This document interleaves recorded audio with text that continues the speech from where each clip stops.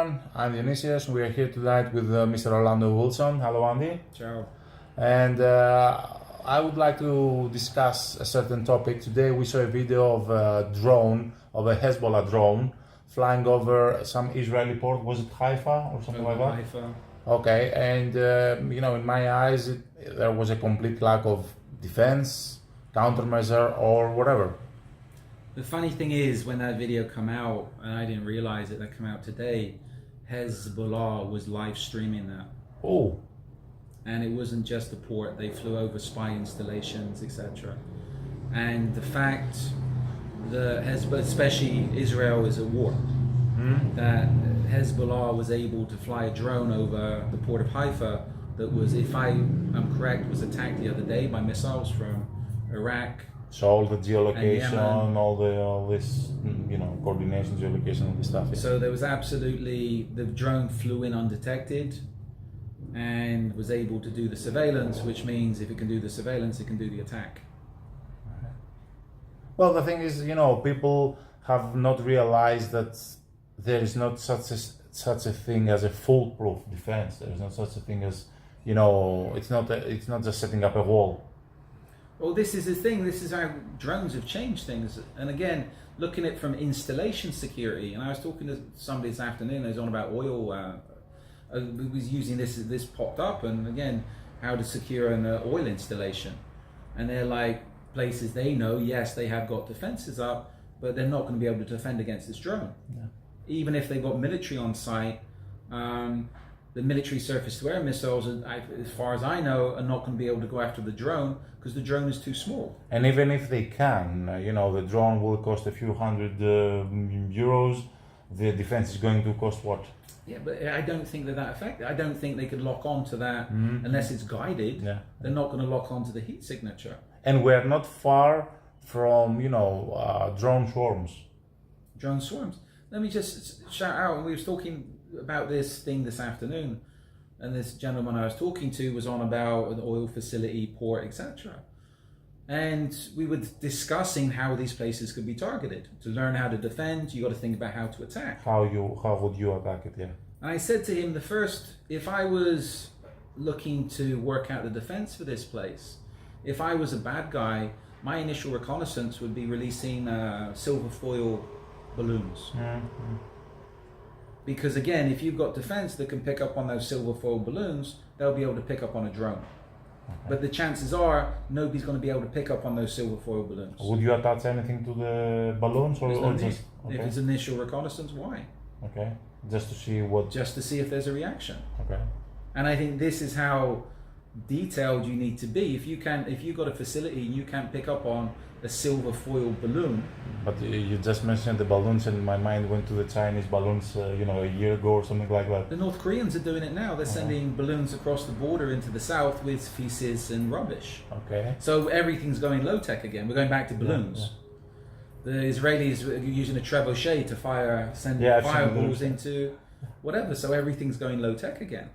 But again, there's something else. I mentioned something you brought up the other day about remoting the drone. Remote view and remote operation of the drone. Okay, we could put a drone in a location, and that drone, again, we could put a couple of drones in different locations.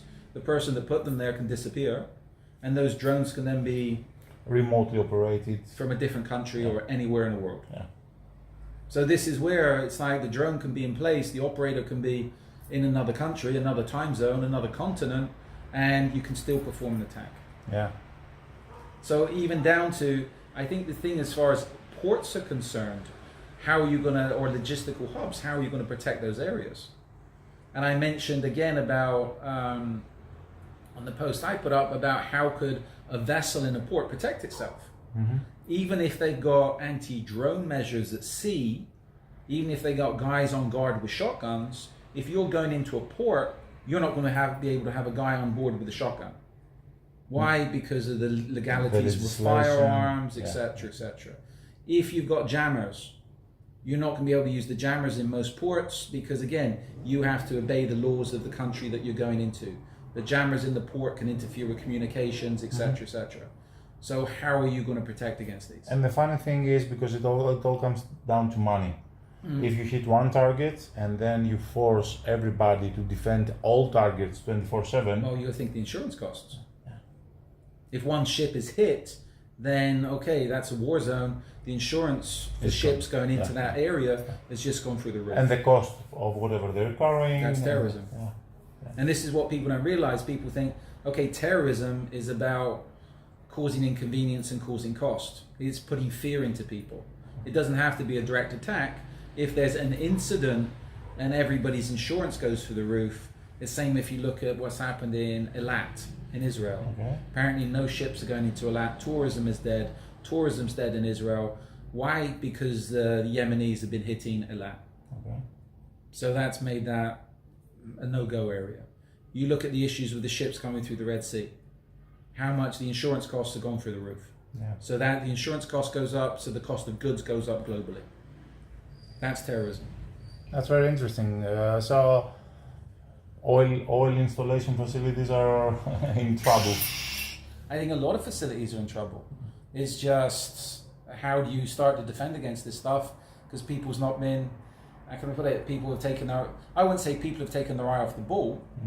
I think drone technology is just developing so quickly that it's going to be very difficult to defend against.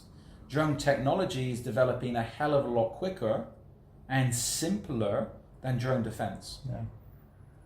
Well, I'm afraid that we're going to see drastic measures. Governments are going to take drastic measures. But can they? Well, Are they going this to is strangle something the that- industry? This is the same thing. License all drones. I will have my license, but the bad guy will not care about licensing. You can have your license, but again, it's the same as saying hand in all guns in America. How many guns are out there? Who knows? Fucking too many. How many high cap magazines? Too many. Everybody's not going to hand them in. Are the criminals going to hand in their drones? No.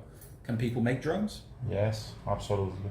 You can get the parts. You can do this. So You can find online how to. There is so much awesome on, So this is where it's the same as the bad guys. You have to license your drone, and if I have a drone, I'll license my drone. But the bad guys don't care about that. They'll go and get the designs, and they'll order the parts. They'll make their drone, and they'll just go on being bad guys. And thank you very much. And thank you very much. Do you think Hezbollah is going to license their drones?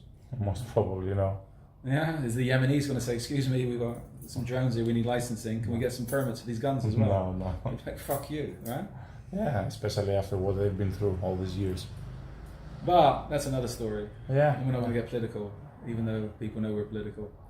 Anyway, Okay, so that's all for now. Thank you for your time. If you have any relevant questions or meaningful comments, you can use the comment section below. And that's all for now. Thank you very much. be good, stay safe, and watch out for drones. Or fly drones.